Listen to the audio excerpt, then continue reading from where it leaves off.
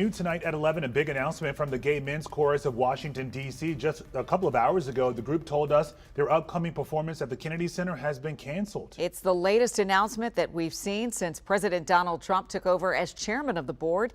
Katie Lusso has been following this for us. And Katie, these programming changes at the Kennedy Center, they just keep coming.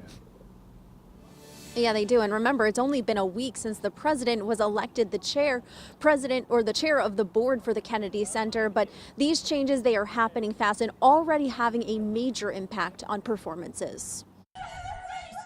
Less than a week after this protest outside the Kennedy Center, another blow has been dealt to the LGBTQ+ community. I'm really disappointed. Clarion Gutierrez Owens and Tyler Curry are the authors of A Peacock Among Pigeons, a children's book turned musical that was performed by the Boston Gay Men's Chorus in 2023. Of a peacock who grew up with a flock of pigeons and was bullied for being, a lot more flamboyant than the rest of his flock. It was set to be performed at the Kennedy Center by the National Symphony Orchestra and the Gay Men's Chorus of Washington, D.C. in May, but this week the performance was canceled. Was going to speak to so many people out there. This is a show that a lot of people in our community need. The chorus shared in a statement that they were disappointed but still plan to perform A Peacock Among Pigeons during the upcoming choral festival that's part of the World Pride 2025.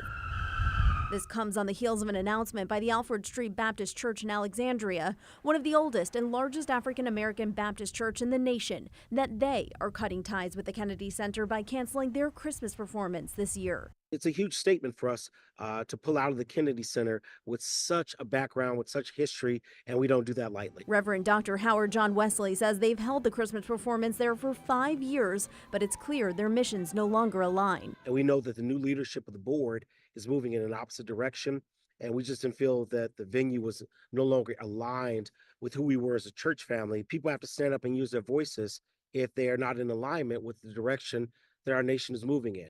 Using their voices and not staying silent, something both can agree on. We won't be silenced, and the more positive light that you can put out there, the shadows will disappear. Yeah, missing so much talent there at the Kennedy Center. Katie, has the Kennedy Center said anything about why this cancellation happened?